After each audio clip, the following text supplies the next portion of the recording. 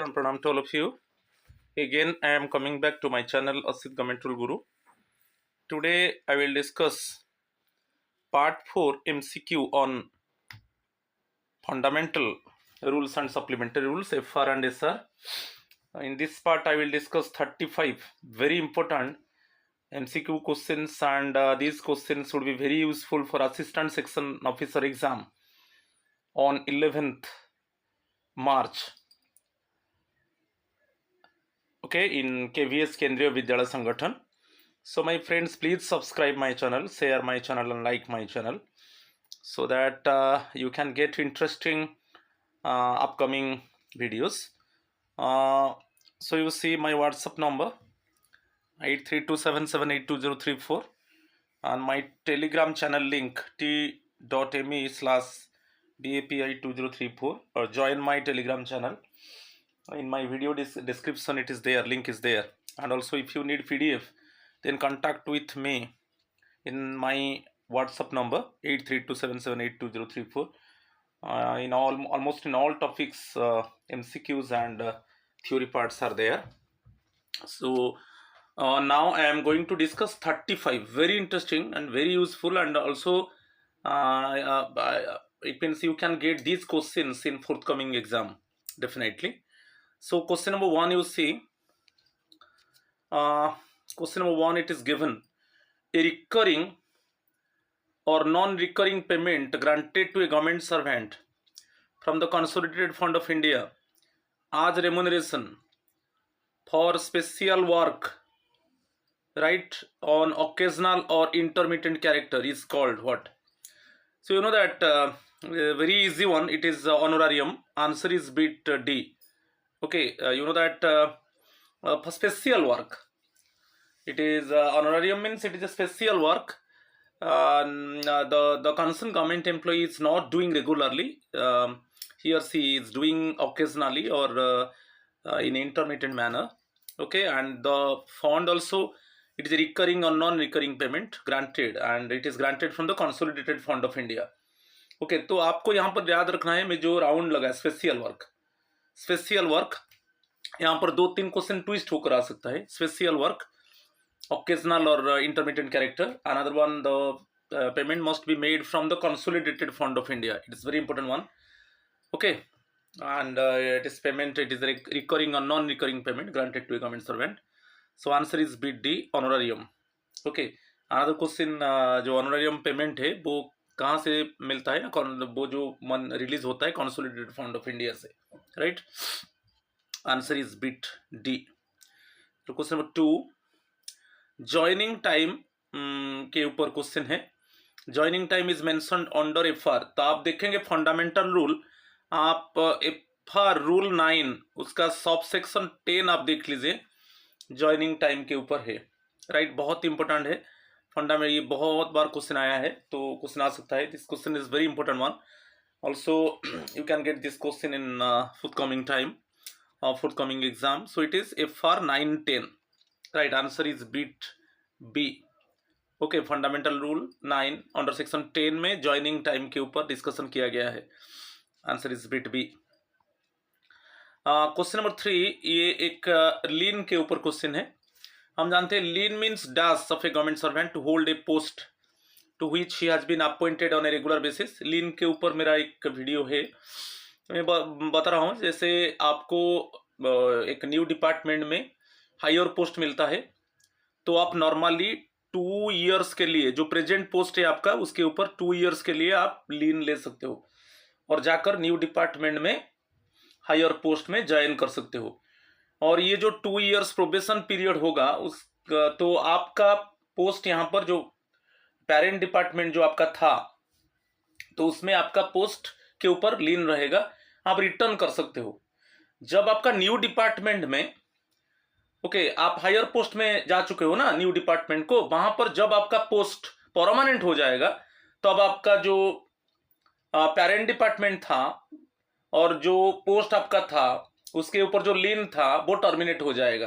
तो normally 2 years होता है.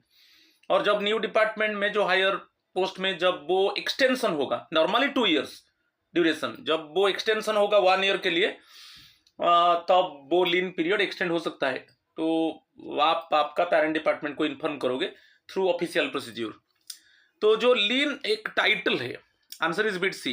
लीन means title of a government servant hold a post to which he has been appointed on a regular basis. तो आपको याद रखना है, लीन आप अभी प्रेजेंट पोस्ट में हो, आपको हायर पोस्ट मिलता है न्यू डिपार्टमेंट में, आप हायर पोस्ट में ज्वाइन कर लो, मगर यहाँ पर लीन लेकर जाओ।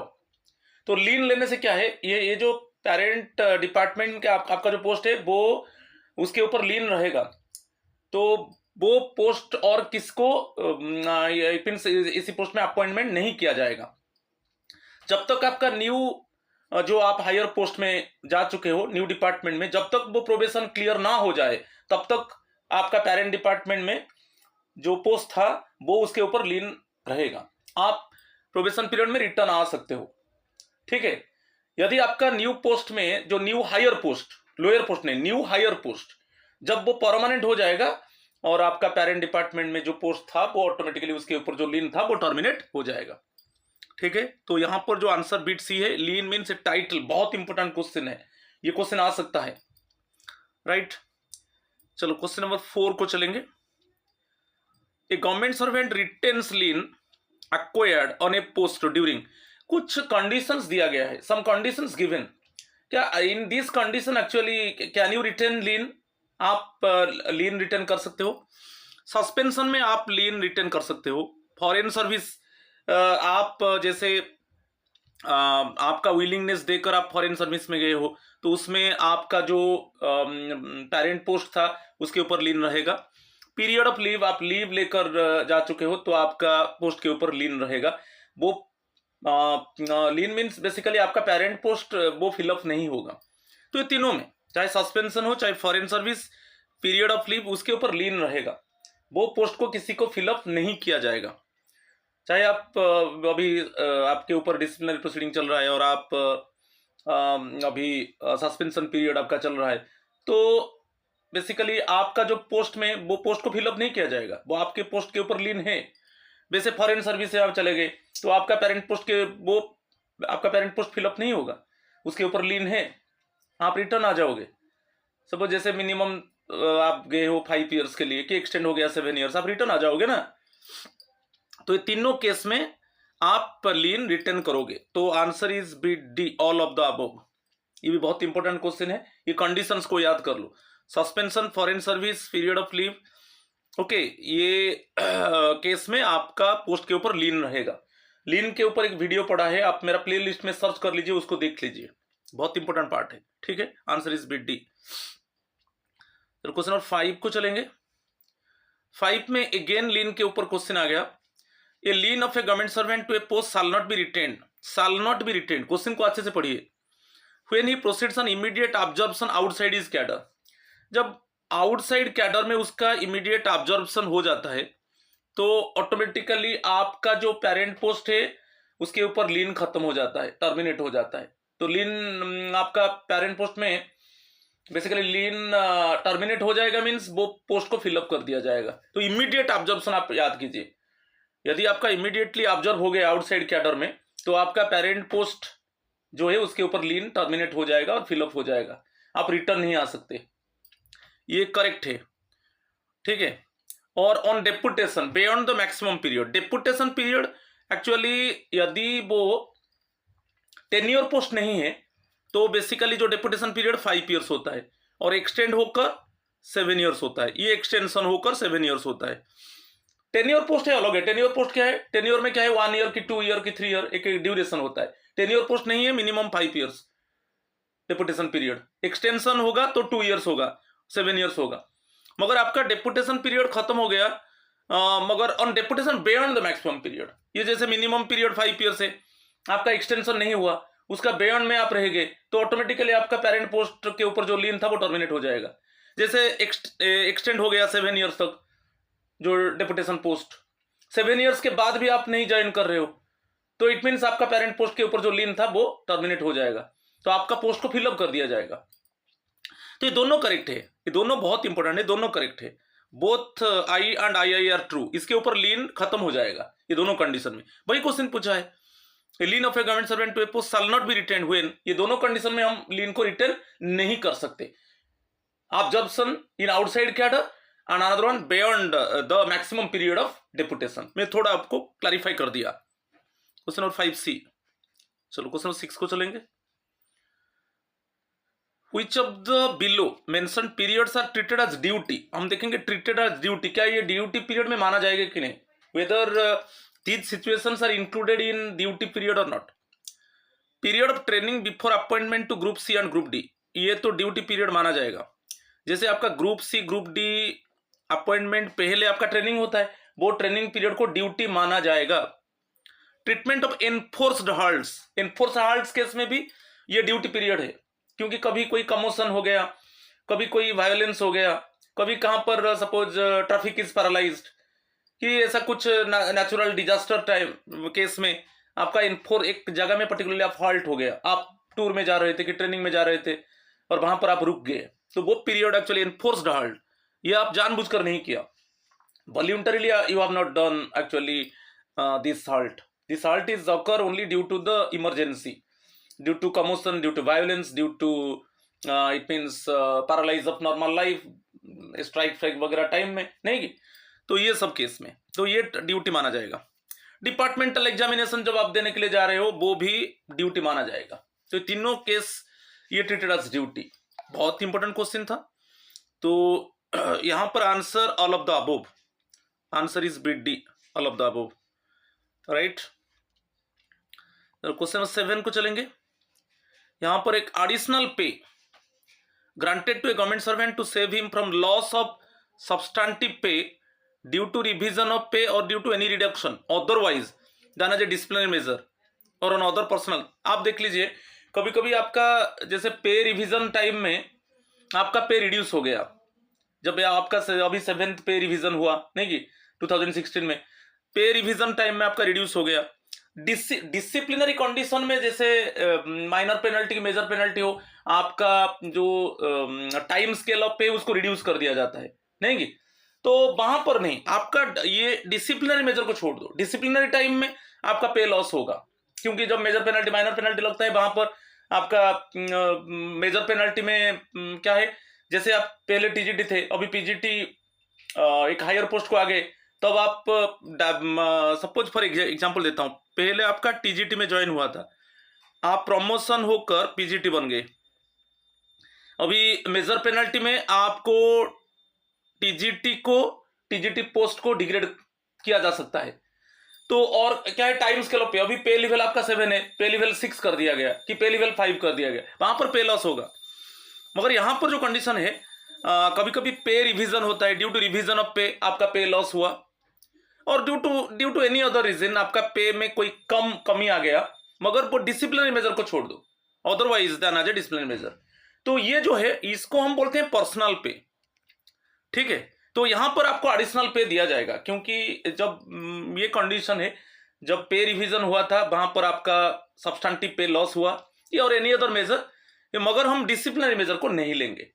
इस केस में जब आपका पे लॉस होता है तो आपको एडिशनल पे मिलता है, ये एडिशनल पे को हम पर्सनल पे बोलेंगे। तो आंसर इज बिट बी, ये बहुत इंपॉर्टेंट है। ओके, आप समझ लो पर्सनल पे क्या है, ठीक है। तो पे रिवीजन को आपको याद रखना है, पे रिवीजन टाइम में आपका पे लॉस हुआ, ये अदर एनी अदर केस में आपका पे रिड्यूस हो गया, मगर डिसिप्लिनरी मेजर नहीं, other than the disciplinary measure, तो इस केस में आपको एडिशनल पे दिया जाएगा, उसको पर्सनल पे कहा जाता है। Answer is bit B, right. Question number 8, फिर एक पर्सनल पे के ऊपर क्वेश्चन है। पर्सनल पे मींस एडिशनल पे ग्रांटेड, अभी मैं बताया तो ए गवर्नमेंट सर्वेंट, क्योंकि आपका पे लॉस हुआ है, additional pay granted due to loss of a substantive pay of नहीं की। तो इसमें जो दिया है 4 ऑप्शन से, tenure post, a temporary post, substantive post due to disciplinary measure, नहीं, 4th वन करेक्ट होगा। Answer is bit D, a substantive post otherwise than as a disciplinary measure. Disciplinary measure में आपका पे रिड्यूस होगा, okay, मगर ये disciplinary major को छोड़ दो, जब डिसिप्लिनरी प्रोसीडिंग इनिशिएट होगा और आपके ऊपर माइनर पेनल्टी मेजर पेनल्टी लगेगा, वहां पर आपका पे रिड्यूस होगा, मगर वो नहीं है, आप डिसिप्लिनरी मेजर को छोड़ दो। उसके अलावा आपका पे लॉस हो रहा है तो आपको वो कवर किया जाएगा, एडिशनल पे आपको दिया जाएगा वो लॉस को कवर अप करने के लिए, तो वो पर्सनल पे है। तो आंसर इज बी डी, बहुत बार एक क्वेश्चन आया है, ठीक है, ये substantive post otherwise than as a discipline measure. Answer is bit D. Question number 9 को चलेंगे। यहां पर एक सब्सिस्टेंस ग्रांट के ऊपर क्वेश्चन है।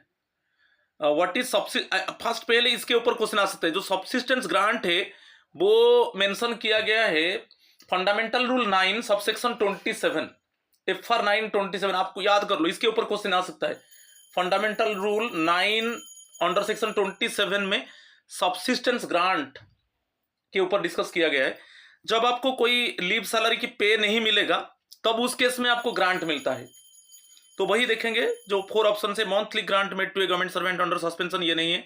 सस्पेंशन टाइम में वो सब्सिस्टेंस अलाउंस है, वो ग्रांट नहीं है, वो सब्सिस्टेंस अलाउंस है। बेसिक पे प्लस डीआर का 50% मिलता है। Monthly grant made to a government servant who is not in receipt of pay or leave salary, who is not in receipt of pay or leave salary, ठीक है, ये correct होगा। Monthly grant made to a government servant as a matter of additional pay, नहीं। Monthly grant made to a government servant for a specific addition to the worker, specific addition to the worker responsibility, ये जो monthly grant मिलता है ये एक special पे है। ये जो है ना, ये स्पेशल पे है।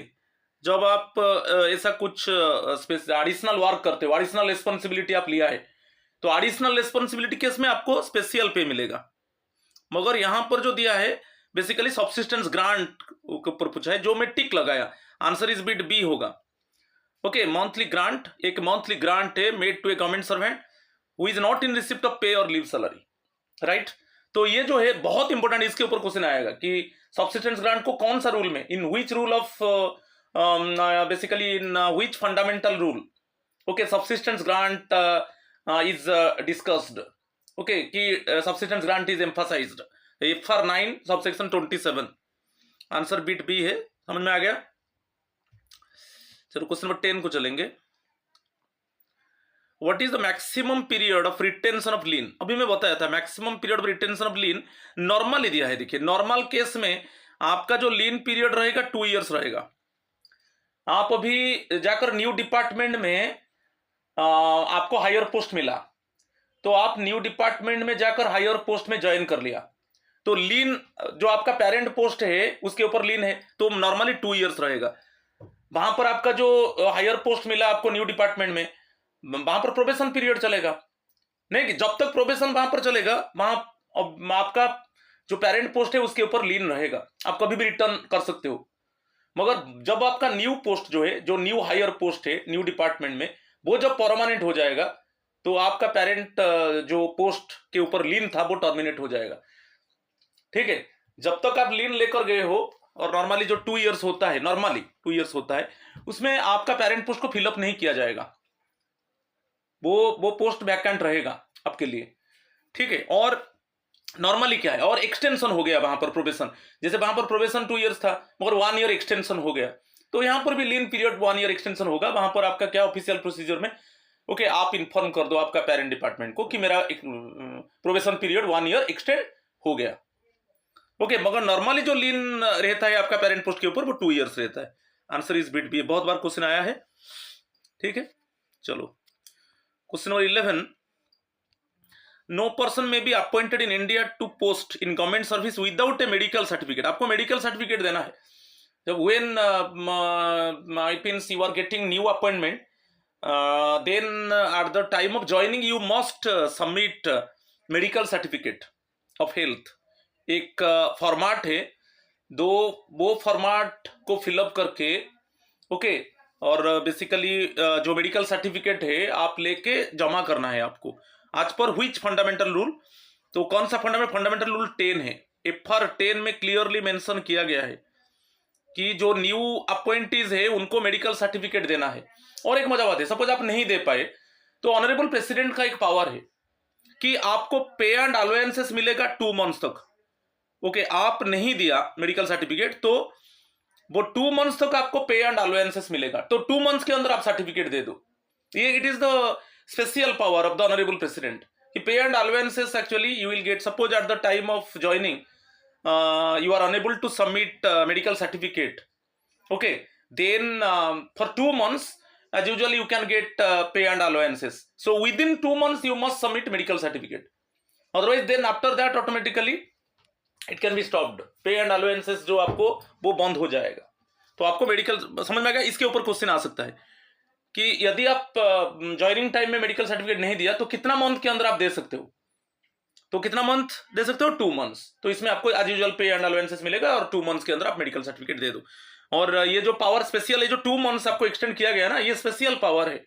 ओके, स्पेशल पावर है ऑनरेबल ओके प्रेसिडेंट का। तो यहां पर जो है FR 10 में उसको मेंशन किया गया है। Right, answer is bit D. चलो क्वेश्चन नंबर 12 को चलेंगे। अंडर व्हिच फंडामेंटल रूल, ये बहुत इंपॉर्टेंट क्वेश्चन है, honourable president may transfer a government servant to another post lesser pay. आपको एक अनदर पोस्ट को, ऑनरेबल प्रेसिडेंट के पास पावर है, वो आपको लोअर पोस्ट को ट्रांसफर कर सकते हैं, मगर कौन सा कंडीशन? सपोज आप जॉब में इनएफिशिएंट हो, आप मिसबिहेव किया, कि और आप खुद रिटन रिक्वेस्ट किया। ये 3 कंडीशन को याद रखो। समझ में आ रहा है? एक है कब आपको ऑनरेबल प्रेसिडेंट लोअर पोस्ट को ट्रांसफर करेंगे। सपोज आपका जो पर्टिकुलर जॉब में आप इनएफिशिएंट हो, you are inefficient one related to the respective post. Okay, you are unable to handle regularly, it means you are doing mistake.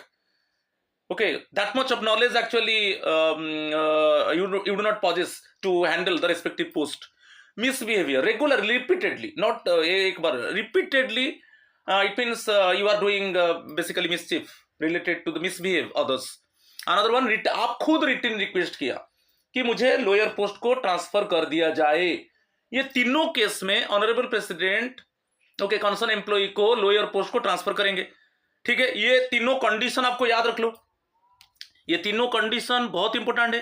किस condition में आपको लोअर पोस्ट को? इनएफिशिएंसी, ठीक है, inefficiency in the respective post, और एक है misbehaviour,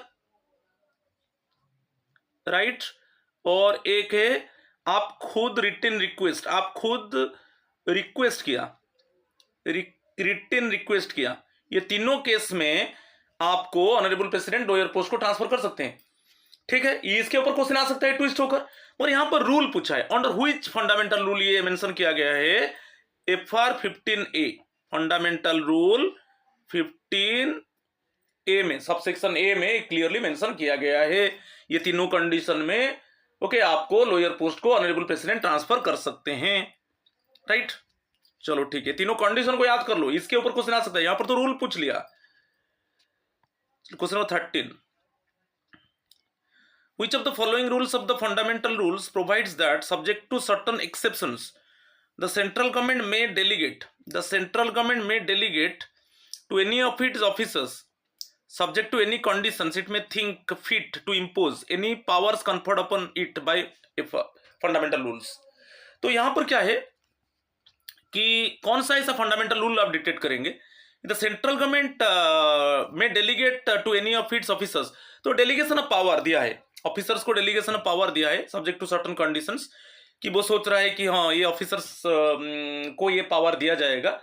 ठीक है, मगर एनी पावर्स कन्फर्ड, तो एक्सेप्शन कुछ ऐसा पावर्स है उसको छोड़ के, जब सेंट्रल गवर्नमेंट ये सोच रहा है कि डेलीगेशन ऑफ पावर्स ये ऑफिसर को दिया जाएगा कुछ एरियाज में, तो ये जो है, ये जो डिस्कशन कौन सा फंडामेंटल रूल में डिस्कशन किया गया है, आप देख लीजिए FR 6 में ये क्लियरली मेंशन किया गया है कि सेंट्रल गवर्नमेंट वो जो डेलीगेशन पावर्स है वो ऑफिसर्स को दे, ऑफिसर्स के पास वो डेलीगेशन पावर्स रहेगा okay subject to certain conditions में, कुछ कंडीशंस वो बेसिकली सर्टेन कंडीशंस को वो ओबे करेंगे।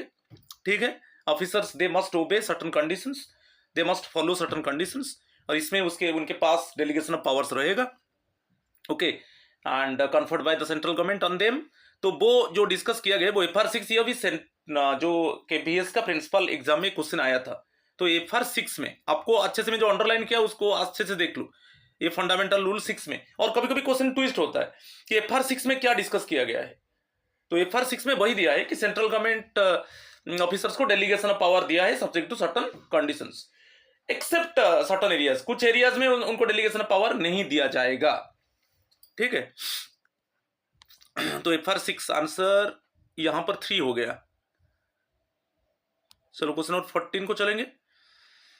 When a government servant holding a post in substantive capacity is promoted to another post as per the provisions of relevant recruitment rules carrying higher duties and responsibilities, his pay salary. अच्छा, अभी आपको higher post में आपका promotion हो गया, okay, promoted to another post, higher post में आपका promotion हो गया। तो जब हायर पोस्ट में आपका प्रमोशन हो गया तब वहां पर हायर ड्यूटीज एंड रेस्पॉन्सिबिलिटीज आ गया। When the concerned employee promote to higher post then definitely it means higher duties and responsibilities would be imposed on him or her, नहीं? तो इसका पे जो फिक्सेशन होगा, हायर पोस्ट में पे फिक्सेशन होगा ना, वो फंडामेंटल, कौन सा फंडामेंटल रूल से? तो ये बहुत इजी है, ये तो हम जानते हैं।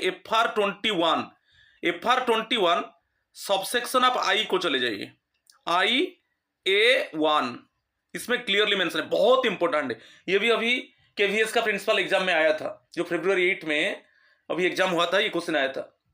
तो आपका जो हायर पोस्ट में आपका प्रमोशन हो गया हायर पोस्ट में, तो वहां पर आपको higher duties and higher responsibility मिलेगा, तो इसके हिसाब से आपका पे फिक्सेशन होगा। वो fundamental rule 21I, okay, under section A1 में क्लियरली मेंशन किया गया है। तो यहां पर आंसर मिल गया, आंसर इज 4, ठीक है।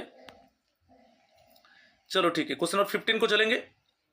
यहां पर दिया है एन ऑफिसर ड्राइंग, ये पे ऑफिसर को मिल रहा है 1 जनवरी 2023, ये पे मिल रहा है, पे लेवल 15 है। In the pay matrix was deputed out of India, आपको डेपुटेशन में आप आउट ऑफ इंडिया चले गए तो ओनली 6 मंथ्स के लिए, 1/1/2023 टू 30 जून 2023 के लिए आपको डेप्यूट कर दिया गया अब्रोड में, ओके, आप डेपुटेशन में चले गए अब्रोड में। तो आपका पे, determine his pay during the period, तो जो डेपुटेशन पीरियड है, डेपुटेशन पीरियड में आउट ऑफ इंडिया, तो आपका पे क्या रहेगा? आप 1 जनवरी 2023 to 30 June 2023, it means you got it means deputation and you render your service in abroad, नहीं? तो उसमें आपका पे क्या रहेगा? तो आपको याद रखना है, जो भी पे यहां पर मिलता था वही पे रहेगा, क्योंकि उसमें तो आपका कोई इंक्रीमेंट पीरियड नहीं आ रहा है, इंक्रीमेंट पीरियड नहीं आ रहा है, इंक्रीमेंट होता है 1 जनवरी और 1 जुलाई, तो वही पे रहेगा। आपको कंफ्यूजन है, हाँ ठीक है, आप डेपुटेशन में आप अब्रोड चले गए मगर वही पे रहेगा, पे में कोई प्रॉब्लम नहीं रहेगा, ठीक है। You have deputed out of India but your pay remain same, तो वही रहेगा, 2,11,300 वही रहेगा, पे वही फिक्स रहेगा, आपको याद रखना है, ठीक है। तो पे में कोई चेंज नहीं होगा, answer is bit B, right. चलो क्वेश्चन नंबर 16 को चलेंगे। What is the time limit within which a concerned administrative ministry or department must consider a spokesperson for out of turn promotion? Spokesperson out of turn promotion, क्योंकि हम जानते हैं जब जो sports person होते हैं उनको जो जॉब मिलता है बेसिकली डिफरेंट डिपार्टमेंट्स में, वो जब स्पोर्ट्स नेशनल और इंटरनेशनल स्पोर्ट्स में एक्सेल करते हैं, उनको जब अवार्ड मिलता है और जब मेडल्स वो जीतते हैं, उनका प्रमोशन होता है। तो पूरा एंटायर सर्विस में उनको 3 प्रमोशंस मिलेगा, नहीं कि? मगर यहां पर जो क्वेश्चन मिला है कि कितना, जब कोई स्पोर्ट्स पर्सन को अवार्ड मिला कि मेडल मिला नेशनल इंटरनेशनल गेम्स में, तो कितना टाइम पीरियड के अंदर उसको प्रमोशन दिया जाएगा। मैं तो अभी बताया पर एंटायर सर्विस में 3 प्रमोशंस होगा, मगर अभी जैसे वो सपोज इंटरनेशनल स्पोर्ट्स में कि नेशनल स्पोर्ट्स में उनको मेडल मिला, चाहे गोल्ड, सिल्वर और ब्रोंज, तो उनको प्रमोशन मिल सकता है। तो कितना टाइम के अंदर? वो जो है 3 months from the date of occurrence of event, answer is bit C, 3 months from the date of occurrence of event. और ये भी याद रखना है, जो पूरा एंटायर सर्विस में उनको कितना प्रमोशन मिलेगा? 3 प्रमोशंस मिलेगा। क्यों मिलेगा ना? फॉर एक्सेल इन नेशनल और international sports, when they will get medals in national और international sports, then at that time they get promotions. इसको कहा जाता है आउट ऑफ टर्न प्रमोशन, और कंसर्न एडमिनिस्ट्रेटिव मिनिस्ट्री और डिपार्टमेंट उनको प्रमोट करता है। और यहाँ पर पर्टिकुलरली जब प्रमोशन होगा तो जिस डेट में इवेंट हैपेंड एक्चुअली, उससे 3 मंथ्स के अंदर उनको प्रमोट किया जाएगा। आंसर बिट सी, बहुत इंपॉर्टेंट क्वेश्चन है। चलो 17 को चलेंगे। Who is competent to give prior concurrence for any relaxation of the terms and conditions in respect of deputation or foreign service? जो deputation foreign service में जो terms conditions है उसको कौन रिलैक्स करेगा? Who has power to relax the terms and conditions related to the deputation और foreign service, ये बहुत कॉमन क्वेश्चन है। DOPT, department of personnel and training, department of personnel and training, DOPT कर सकता है, ठीक है। Answer bit B. जो डेपुटेशन और फॉरेन सर्विस में जो टर्म्स एंड कंडीशंस है तो उसको रिलैक्स कर सकता है department of personnel and training. Answer is bit B. बहुत इंपॉर्टेंट क्वेश्चन है। चलो नेक्स्ट पार्ट को चलेंगे। Question number 18, if the date of retirement of a government servant happens to be a closed holiday, suppose closed holiday में date of retirement होता है, जैसे Sunday को डेट ऑफ रिटायरमेंट आता है, तो what will be is date of relinquishment of charge, कब वो चार्ज एक्चुअली रेलिंक्विश करेगा, वो चार्ज हैंडओवर करके आएगा। तो जैसे संडे में उसका रिटायरमेंट डेट है तो वो सैटरडे आफ्टरनून में उसका चार्ज को हैंडओवर करेगा, ठीक है। तो समझ में आ गया। जैसे कोई सुपरएनुएशन में कोई गवर्नमेंट सर्वेंट का रिटायरमेंट होता है और रिटायरमेंट आप जानते हो कि जैसे 1 में आपका डेट ऑफ बर्थ आ जाता है। सपोज अभी सपोज मैं एक एग्जांपल दे देता हूं, यहां पर भी आप क्लियर हो जाओगे। जैसे अप्रैल आपका सुपरएनुएशन डेट अप्रैल 1, 2023 है, तब आपका जो रिटायरमेंट डेट रहेगा वो रहेगा मार्च 31, 2023। एक के अलावा और कोई डेट होता तो वो चला जाता है अप्रैल 30। ओनली आपको याद रखना है फास्ट हो, कोई मंथ का फास्ट होगा तो वो प्रीवियस आ जाएगा। जैसे अप्रैल 1 होगा तो मार्च 31 फास्ट होगा रिटायरमेंट डेट। कि सपोज जैसे आपका मई 1 हुआ तो अप्रैल 30 होगा रिटायरमेंट डेट। ओके, सपोज यहां पर क्या है, सपोज मेरा एग्जांपल अप्रैल 2 हो जाएगा 2023 में, आपका डेट ऑफ बर्थ के हिसाब से अप्रैल 2 हो जाता है, आपका 60 एज पूरा हो जाता है अप्रैल 2 में, तो आपका रिटायरमेंट डेट रहेगा 30 अप्रैल। क्या रहेगा? 30 अप्रैल आपका सुपरएनुएशन रिटायरमेंट डेट रहेगा 30 अप्रैल 2023। तो 1 के अलावा जब 1 हो जाता है तो प्रीवियस डे को चला जाता है। मगर इस केस में जो क्वेश्चन पूछा है, जैसे संडे हो गया, आपका सुपरएनुएशन डेट संडे हो गया, मींस आपको सैटरडे में आफ्टरनून में आपका charge, you must relinquish your charge, you must hand over your charge, okay, afternoon of Saturday. तो आप देख लीजिए आंसर, द क्लोजिंग डे, यहां पर आंसर डी हो गया। ओके, ये हो गया answer D, the closing day of the previous working day, the closing day of the previous working day. Answer B D. बढ़िया क्वेश्चन है। 19 देखेंगे, which of the following periods will not be counted for purpose of increment में ऐसा ये जो conditions है, किसमें एक्चुअली आपका इंक्रीमेंट के लिए वो पीरियड काउंट नहीं होगा, वो अंडरलाइन कर जाए, विल नॉट बी काउंटेड। आजकल क्वेश्चन जो पैटर्न है, इस तरीके का पैटर्न क्वेश्चन आ रहा है, will not be counted for the purpose of increment.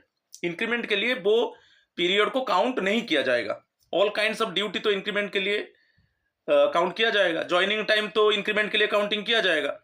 ये जो extra ordinary leave without MC, without medical certificate, ये बहुत इंपॉर्टेंट है। और मोर देन 6 मंथ्स, आपका जो extra ordinary leave without MC, यहां पर याद रखना है, आपको मेडिकल सर्टिफिकेट दे देना है तो कोई प्रॉब्लम नहीं है, क्योंकि एक्स्ट्रा ऑर्डिनरी लीव में आपको सैलरी नहीं मिलेगा, नहीं, मगर आप सैलरी तो हम जानते हैं, ओके, वहां पर एक्चुअली लीव विदाउट पे है, विदाउट एमसी। आप मेडिकल सर्टिफिकेट दे दो, कोई प्रॉब्लम, मेडिकल सर्टिफिकेट दे दोगे वो इंक्रीमेंट के लिए, ये पीरियड इंक्रीमेंट के लिए वो काउंट होगा। और विदाउट एमसी, और एक condition, more than 6 months, less than 6 months कोई प्रॉब्लम नहीं, मोर देन 6 मंथ्स हो जाएगा आपका extra ordinary leave, more than 6 months हो जाएगा और आप मेडिकल सर्टिफिकेट नहीं दिया तो इसके ये काउंट नहीं होगा, ठीक है, ये काउंट नहीं होगा। फॉरेन सर्विस काउंट होगा, ये काउंट नहीं होगा एक्चुअली इंक्रीमेंट में, ये ठीक है, ये काउंट नहीं होगा इंक्रीमेंट के लिए। ये आंसर ट्रिपल आई है ओनली। अदर केस में वो इंक्रीमेंट के लिए वो पीरियड काउंट होगा, मगर यहां पर याद रखना है, बहुत इंपॉर्टेंट है। मगर एक्स्ट्रा ऑर्डिनरी लीव हुई, अच्छा, आप कोई क्वेश्चन सपोज पूछेगा मेडिकल सर्टिफिकेट दिया है और leave without pay, extra ordinary leave ले लिया और मेडिकल सर्टिफिकेट दिया है तो कोई प्रॉब्लम नहीं, वो काउंट होगा। मगर extra ordinary leave without MC और कंडीशन है more than 6 months, more than 6 months, ये भी भूलना नहीं, more than 6 months, less than 6 months कोई प्रॉब्लम नहीं, तो ये काउंट नहीं होगा। तो आंसर बिट ए हो गया, राइट। चलो क्वेश्चन नंबर 20 को चलेंगे। A government servant dies while under suspension. A government servant dies while under suspension before the proceedings are concluded. Government servant का डेथ हो गया, सस्पेंशन डिसिप्लिनरी प्रोसीडिंग चल रहा है, उसका डेथ हो गया, प्रोसीडिंग्स कंक्लूड नहीं हुआ है, तो वो जो पीरियड ऑफ सस्पेंशन को हम कैसे काउंट करेंगे? वो पूरा ड्यूटी जो सस्पेंशन पीरियड है वो ड्यूटी पीरियड उसको माना जाएगा और उसको पे एंड अलाउंसेस मिलेगा, क्योंकि सब्सिस्टेंस अलाउंस मिलता था। सब्सिस्टेंस जो सस्पेंशन पीरियड में सब्सिस्टेंस अलाउंस मिलता था, बेसिक पे प्लस डीए का 50% मिलता था। मगर अभी डिसिप्लिनरी प्रोसीडिंग चल रहा है, कंसर्न एम्प्लॉय का जो चार्ज ऑफिसर उसका डेथ हो गया, तो वो पूरा सस्पेंशन पीरियड को ड्यूटी माना जाएगा और एज यूजुअल उसको पे एंड अलाउंसेस, जो बाकी जो पे एंड अलाउंसेस सब्सिस्टेंस अलाउंस तो मिला और बाकी जो है उसको दे दिया जाएगा और उसका जो सस्पेंशन पीरियड है पूरा ड्यूटी माना जाएगा। तो वही आंसर देख लीजिए, आंसर आपको बोल दिया मैं, द एंटायर पीरियड ए है answer, bit C, the entire period treated as duty and allowed full pay and allowances. Entire period जो suspension period, entire period suspension period को हम ड्यूटी मानेंगे और उसको फुल पे एंड अलाउंसेस मिलेगा, क्योंकि उसको 50% मिला था और बाकी 50% उसको दे दिया जाएगा। ठीक है, आंसर इज बिट सी।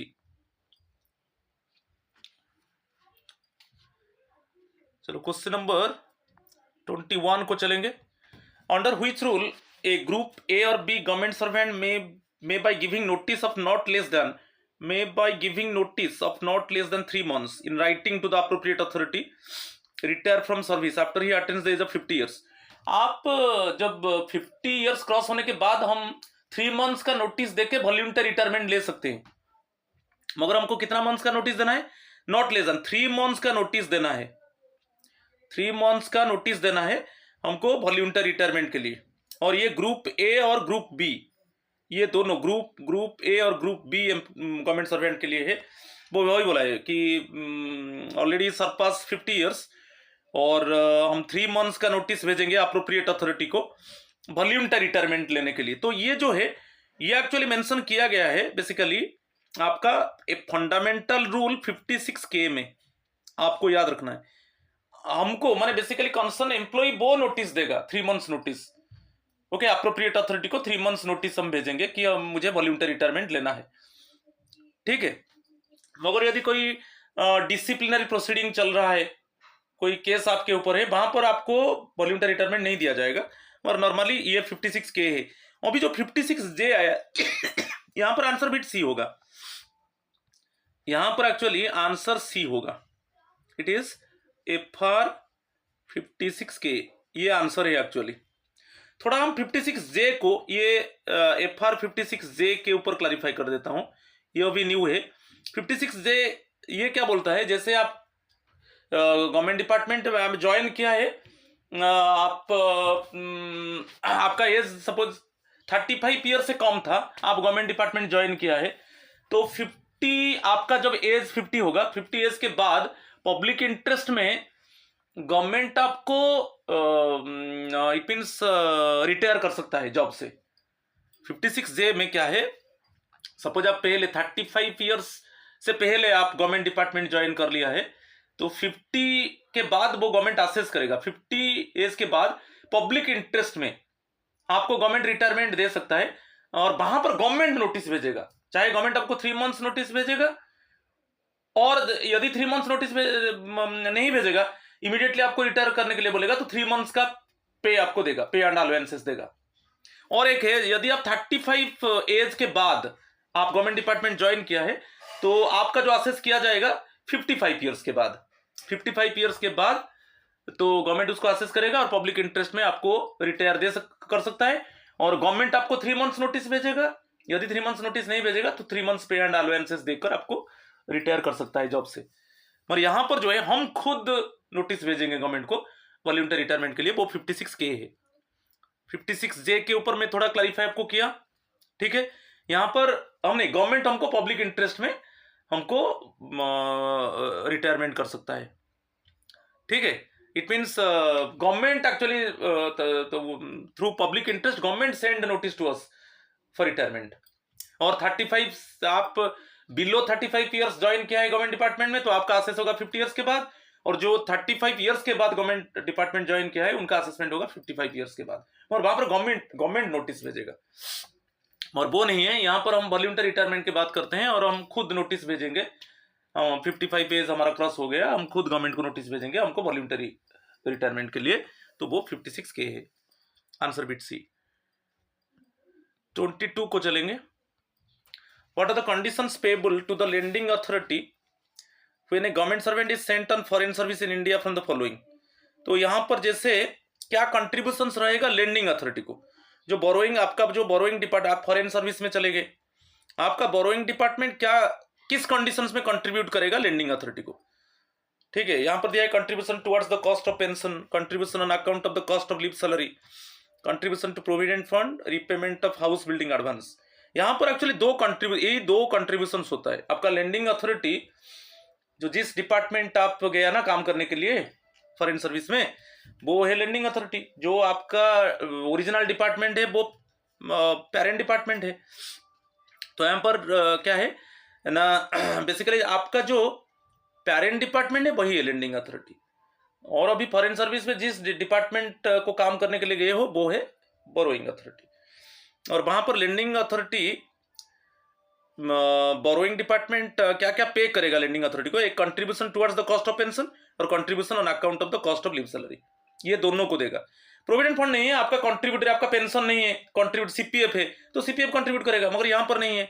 यहाँ पर पेंशन का आपका जो कंट्रीब्यूशन है और आपका जो लीव सैलरी का कंट्रीब्यूशन है, दोनों लेंडिंग अथॉरिटी को कौन देगा ना, बोरोइंग अथॉरिटी देगा।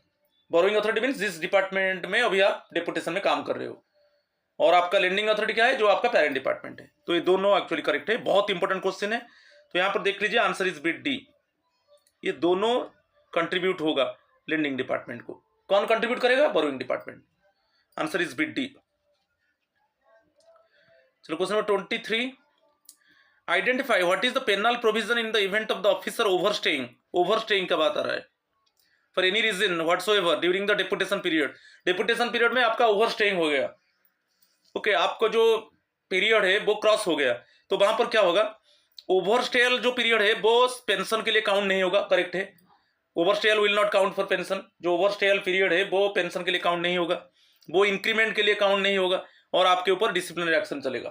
तो तीनों करेक्ट है, ये इसको याद कर लीजिए। आपका आप डेपुटेशन में गए, डेपुटेशन में जाने के बाद आप ओवरस्टे कर गए, वहां पर आपको जो पीरियड था वो क्रॉस हो गया, तो जो ओवरस्टे पीरियड है उसको इंक्रीमेंट के लिए काउंट नहीं किया जाएगा, पेंशन के लिए काउंट नहीं किया जाएगा, इसके लिए उसके ऊपर डिसिप्लिनरी एक्शन आपके ऊपर लिया जाएगा, officer will be liable for disciplinary. तीनों करेक्ट है, तो answer is bit A. Answer is bit A, बहुत इंपॉर्टेंट है, ठीक है। ये ओवरस्टेल ऑफ डेपुटेशन पीरियड के रिलेटेड है, तीनों कंडीशंस को याद कर लीजिए। और कौन सा which of the following statements correct दिया है, करेक्ट के ऊपर अंडरलाइन कर दो। ये इस तरीका का क्वेश्चन अभी हो रहा है, that type of question actually framed by CBSE. Okay, now you are going to face actually this type of question in incoming assistant section officer exam on 11 March. आप देख लीजिए, तो तीनों करेक्ट है, राइट। चलो क्वेश्चन नंबर 24 को चलेंगे। Identify which of the following items should not be deducted from the subsistence allowance. जैसे आपके ऊपर डिसिप्लिनरी प्रोसीडिंग चल रहा है और आपका सस्पेंशन पीरियड चल रहा है, आपको सब्सिस्टेंस अलाउंस मिल रहा है, यहां पर क्या डिडक्ट नहीं होगा। रिकवरी जो सपोज आपके वजह से गवर्नमेंट को लॉस हुआ तो वो रिकवरी नहीं होगा। Okay, what type of pecuniary loss actually faced by the government due to you, it can not be recovered, ये रिकवर्ड नहीं होगा। जीपीएफ सब्सक्रिप्शन भी रिकवर्ड नहीं होगा, कोर्ट अटैचमेंट्स भी रिकवर्ड नहीं होगा, तीनों रिकवर्ड नहीं होगा, डिडक्ट नहीं होगा। आपका सब्सिस्टेंस अलाउंस है ये डेबिट नहीं होगा। क्या क्या डिडक्ट होगा, आपको इनकम टैक्स, इनकम कंपल्सरी जो डिडक्ट होगा बट डेबिट होगा, आपका सब्सिस्टेंस अलाउंस से इनकम टैक्स डेबिट होगा। आप suppose central government health scheme में हो, उसका कंट्रीब्यूशन डेबिट होगा, ठीक है। कि आपका जो अकोमोडेशन है, अकोमोडेशन के लिए जो गवर्नमेंट क्वार्टर आपको लाइसेंस फी, तो लाइसेंस फी गवर्नमेंट क्वार्टर के लिए ये भी क्या है, डिडक्ट होगा, ठीक है। और central government employees group insurance scheme ये भी, ये कंपल्सरी, ये सब कंपल्सरी डिडक्ट होगा आपका सब्सिस्टेंस अलाउंस से। इनकम टैक्स की CGHS central government health scheme में आपको मंथली आप कंट्रीब्यूट कर रहे हो, लाइसेंस फी आपका जो क्वार्टर के लिए, central government employees group insurance, ये सब डेबिट होगा, मगर ये डेबिट नहीं होगा, तीनों डेबिट नहीं होगा। Should not be deducted question पूछा है ना। Suppose any type of pecuniary loss face by the government due to you, it cannot be recovered. GPF subscription cannot be debited और cannot be deducted. Court attachments cannot be deducted. तो ये हो गया, तो तीनों ये करेक्ट है। Answer is bit C, answer is bit C, ये तीनों डिडक्ट नहीं होगा। और क्या क्या कंपल्सरी डिडक्शंस होगा मैं लिख दिया। और एक ऑप्शन है जो आप ऑप्शन दे सकते हो, ये डेबिट होगा कि नहीं, ये डिडक्ट होगा कि नहीं। आप मेरा जो पेनाल्टीज के ऊपर है, क्लासिफिकेशन कंट्रोल अपील पेनाल्टीज के ऊपर देख लो, वीडियो देख लो। चलो क्वेश्चन नंबर 25 देखेंगे।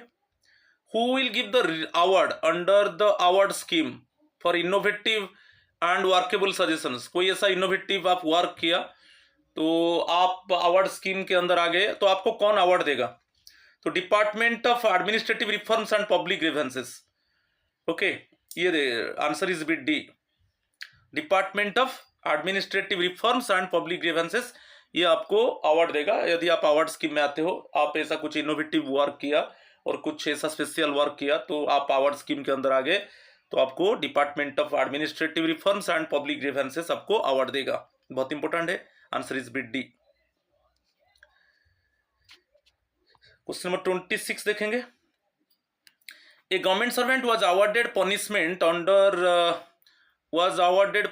Under rule 14 of CCA rules. ये मेजर पेनल्टी प्रोसीडिंग्स होता है रूल 14 में। तो during the currency of the punishment he was asked to hold additional charge of another higher post for 3 months। Is the additional charge given to the charge officer in order. क्या आपको जब आपका major penalty proceeding चल रहा है, क्या आपको additional charge आपको दिया जाएगा? चार्ज ऑफिसर को कोई एडिशनल चार्ज मीन्स कोई एडिशनल रिस्पॉन्सिबिलिटी दिया जाएगा? एक्चुअली ये आप देख लो, आपके ऊपर जब मेजर पेनल्टी प्रोसीडिंग चल रहा है under rule 14 of CCA rules, तब वहां पर उस केस में आपको कोई एडिशनल चार्ज नहीं दिया जाएगा, आपको कोई एडिशनल रिस्पॉन्सिबिलिटी नहीं दिया जाएगा। तो आपको ये दिया है 4 ऑप्शन से, no bar is giving additional charge, कोई बार नहीं है, आपको एडिशनल चार्ज दिया जाएगा। ये जो कुछ नो, ये नहीं है, आपको एडिशनल चार्ज नहीं दिया जाएगा। ए person facing disciplinary proceedings is not eligible for holding an additional charge, यही करेक्ट होगा।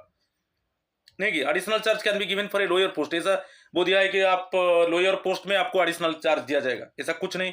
चाहे लोअर हो कि हायर हो, आपको एडिशनल चार्ज नहीं दिया जाएगा। Additional charge can be given for a maximum period of 1 month, ये भी नहीं है। तो आपको इट मीन्स बेसिकली आपको याद रखना है, बहुत इंपॉर्टेंट क्वेश्चन है, जब आपके ऊपर डिसिप्लिनरी प्रोसीडिंग चल रहा है और major penalty proceeding, rule 14 means major penalty proceeding, rule 16 में माइनर पेनल्टी प्रोसीडिंग होता है। जब आपके ऊपर मेजर पेनल्टी प्रोसीडिंग चल रहा है under rule 14 of central civil services classification control and appeal rules 1965, तो उस केस में आपको कोई एडिशनल चार्ज नहीं दिया जाएगा।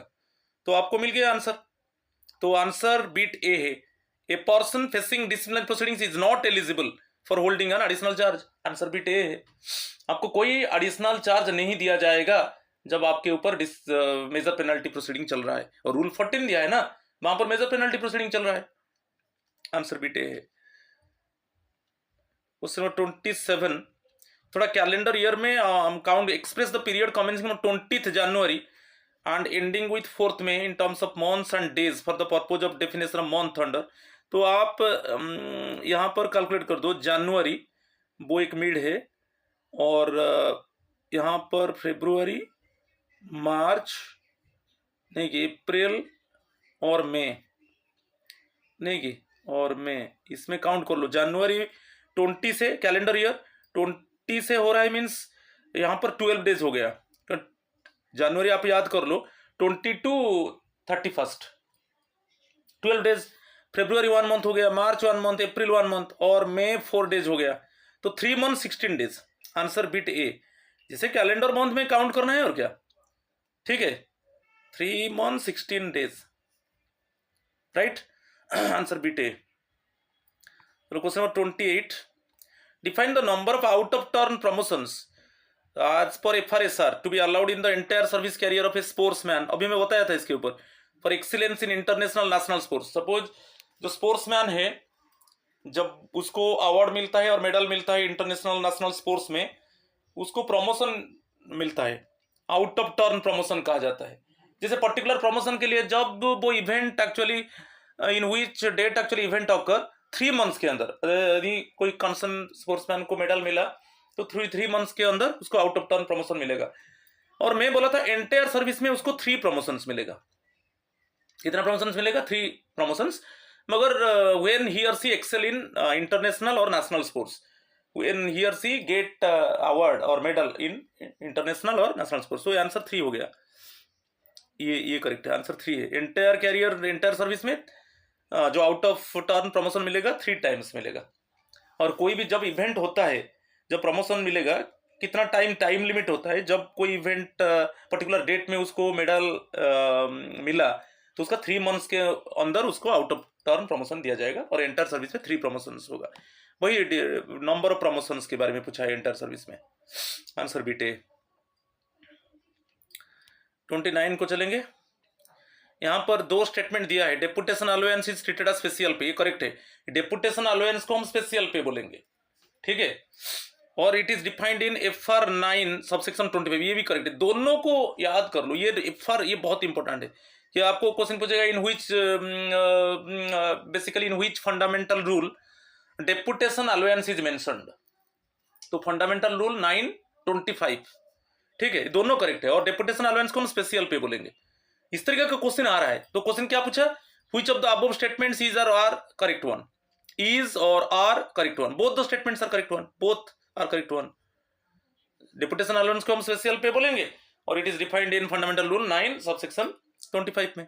तो FR 925 को याद कर लीजिए, इसी में डेपुटेशन अलाउंस को एम्फसाइज किया गया है, राइट। चलो क्वेश्चन नंबर 30 को चलेंगे। Which of the following are correct दिया है। Joining time, joining time treated as duty, वो दिया है करेक्ट दिया है, ये करेक्ट नहीं है। ज्वाइनिंग टाइम को हम ड्यूटी बोलेंगे। Joining time will count for increment, ये करेक्ट है। Joining time pay will not change even if an increment falls during joining time, ठीक है। जैसे आप अभी चले गए, सपोज आपको जुलाई 1 में इंक्रीमेंट मिलना चाहिए, ठीक है। आपका जो ज्वाइनिंग टाइम खत्म हो रहा है जुलाई 3 को, तो जुलाई 1 में आपको इंक्रीमेंट नहीं मिलेगा। तो जब आप जुलाई 3 में जाकर ज्वाइन करोगे न्यू डिपार्टमेंट में, ठीक है, न्यू हेडक्वार्टर में, तब आपको इंक्रीमेंट मिलेगा। तो आपका पे क्या रहेगा ज्वाइनिंग टाइम के अंदर? जब आप रिलीव हुए थे जो आपका पे था वही रहेगा। जुलाई 1 में नो डाउट आपको इंक्रीमेंट मिलेगा, मगर जिस डेट में आप जाकर न्यू डिपार्टमेंट और आपका न्यू हेडक्वार्टर में ज्वाइन करोगे उसी डेट में आपको इंक्रीमेंट मिलेगा। तो ये दोनों करेक्ट है, ये भी करेक्ट है। और ज्वाइनिंग टाइम को हम ड्यूटी मानते हैं, मगर is not treated as duty दिया है तो गलत है। इंक्रीमेंट तो काउंट होगा, ज्वाइनिंग टाइम पीरियड को हम काउंट करेंगे इंक्रीमेंट के लिए, मगर ज्वाइनिंग टाइम में आपका पे में चेंज नहीं होगा। जब आप रिलीव हो जाओगे जो आपका पे है वही पे रहेगा। तो जुलाई 1 में लगता है इंक्रीमेंट, मगर आप जुलाई 1 वो ज्वाइनिंग टाइम के अंदर आ गया, तो जिस डेट में आप जाकर ज्वाइन करोगे उसी डेट में आपको इंक्रीमेंट मिल जाएगा। तो दोनों स्टेटमेंट करेक्ट है। तो यहां पर आंसर हो गया 2 हो गया, ठीक है।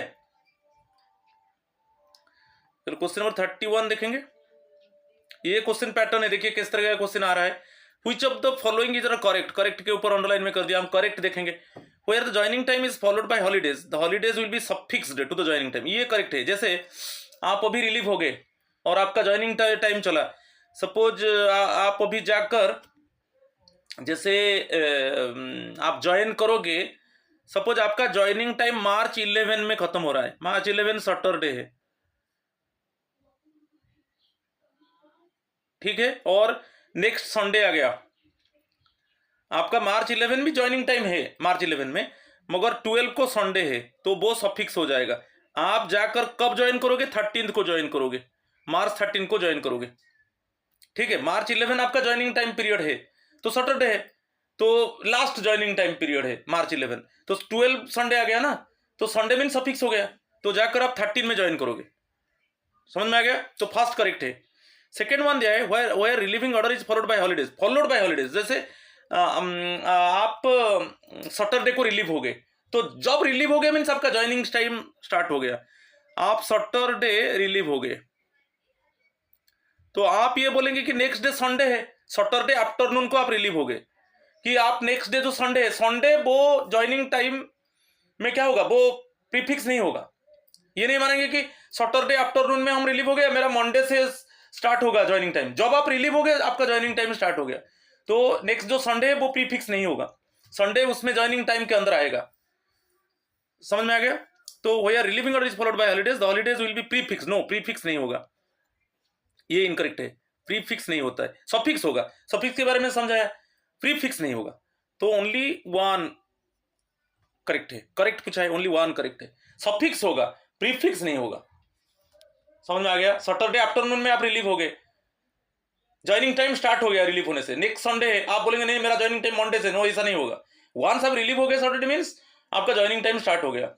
चाहे कोई पब्लिक हॉलीडे संडे आ गए वो इसमें इंक्लूड होगा, प्रीफिक्स नहीं होगा। और सफिक्स होगा, जैसे सैटरडे आपका लास्ट ज्वाइनिंग टाइम पीरियड है और नेक्स्ट डे संडे है, तो संडे क्या होगा, सफिक्स हो जाएगा, तो आप मंडे जाकर ज्वाइन करोगे। बढ़िया क्वेश्चन था, समझ में आ गया? चलो क्वेश्चन नंबर 32।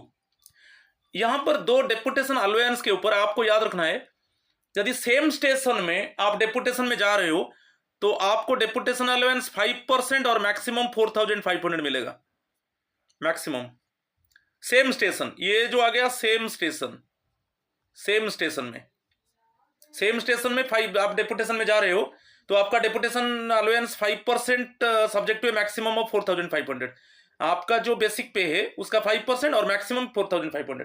और यहां पर क्या है, out of station, out of station में क्या है, 10% ऑफ बेसिक पे और मैक्सिमम 9000। हो गया, आंसर मिल गया।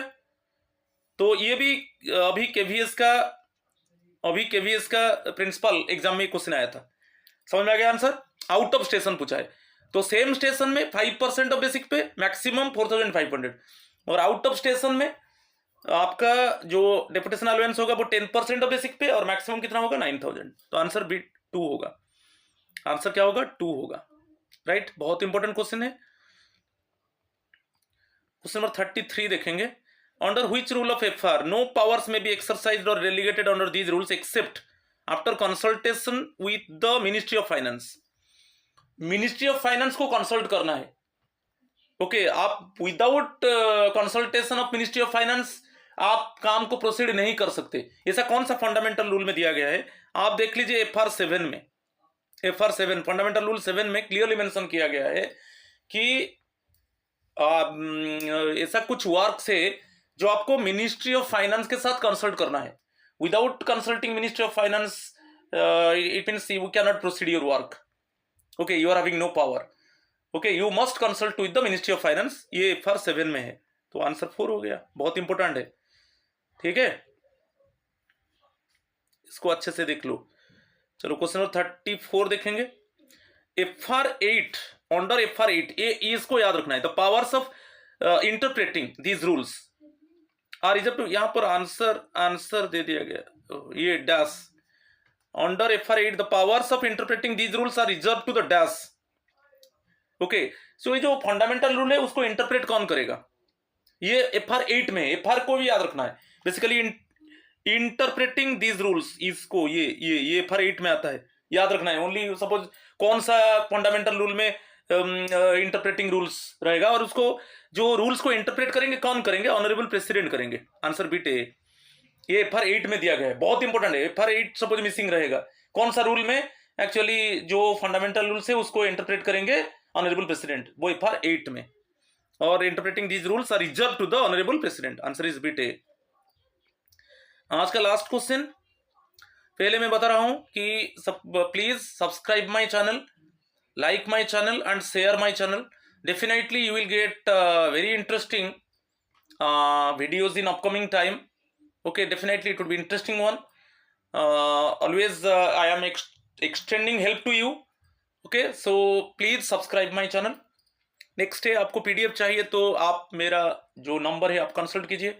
ये almost in every area basically related to the administrative part और government rules, PDF is there, okay, administrative part and finance. तो आप मुझे मेरा व्हाट्सअप ज्वाइन कर सकते हो, ठीक है। और मेरा टेलीग्राम चैनल को लिंक को क्लिक करके आप मेरा चैनल में ज्वाइन कीजिए। आज का last question, how long time joining time is admissible to an employee who got temporary transfer में आपको ज्वाइनिंग टाइम नहीं मिलेगा। टेम्पररी ट्रांसफर जैसे मैक्सिमम टेम्पररी ट्रांसफर 180 डेज के लिए होता है, एक क्वेश्चन बता दिया मैं। जो टेम्पोररी ट्रांसफर होता है जैसे टूर ट्रेनिंग 180 डेज, और वहां पर आपको ज्वाइनिंग टाइम नहीं मिलेगा। ज्वाइनिंग टाइम जब आपका ट्रांसफर होगा आपका पब्लिक इंटरेस्ट से, सपोज आपका टेन्योर पूरा हुआ, आप हार्ड स्टेशन में काम कर रहे हो, जो टेन्योर है आप खत्म किया, तो वहां पर आप बेसिकली आप टेन्योर खत्म होने के बाद आपका ट्रांसफर होगा, वहां पर आपको मिलेगा। मगर रिक्वेस्ट ट्रांसफर में आपको ज्वाइनिंग टाइम नहीं मिलेगा, याद रखिए, रिक्वेस्ट ट्रांसफर में नहीं मिलेगा, ओनली पब्लिक इंटरेस्ट में। और जैसे आपका टेन्योर है जो हार्ड स्टेशन में टेन्योर खत्म होने के बाद आपको मिलेगा।